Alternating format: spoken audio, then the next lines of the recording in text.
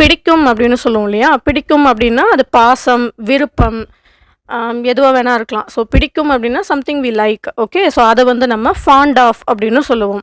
So fond of me எனக்கு பிடிக்கும். Fond of him அவனுக்கு பிடிக்கும். ஃபாண்ட் ஆஃப் ஹர் அவளுக்கு பிடிக்கும். ஃபாண்ட் ஆஃப் யூ உனக்கு பிடிக்கும். ஸோ அந்த பிடிக்கும் அப்படின்றத லைக் பண்ணுறத நம்ம ஃபாண்ட் அப்படின்னு சொல்லலாம்.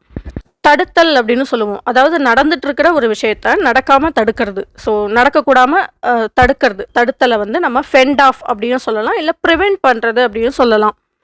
ஸோ இதை வந்து நம்ம நடக்க விடாமல் தடுக்கணும் அப்படின்றத ஃபெண்ட் ஆஃப் பண்ணணும், இல்லை ப்ரிவென்ட் பண்ணணும் அப்படின்னு சொல்லலாம். ப்ரிவென்ட் அப்படின்னா தடுத்தல்.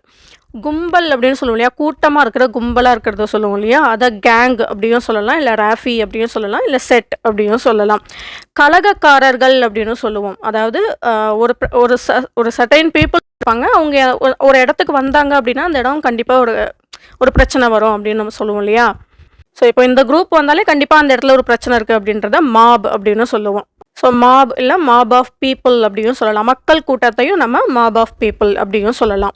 இவங்க வந்தால் வந்து அந்த இடத்துல ஒரு பிரச்சனை வரும் அப்படின்னு எதிர்பார்ப்போம் இல்லையா? ஸோ கலகக்காரர்கள் இவங்கெல்லாம் வந்தால் கண்டிப்பாக அந்த இடத்துல ஒரு பிரச்சனை இருக்கும் அப்படின்றது தான் வந்து நம்ம மாப் ஆஃப் பீப்புள் இல்லை மாப் அப்படின்னு சொல்லுவோம். இதுவே போராட்டக்காரர்கள்னு சொல்லுவோம் இல்லையா?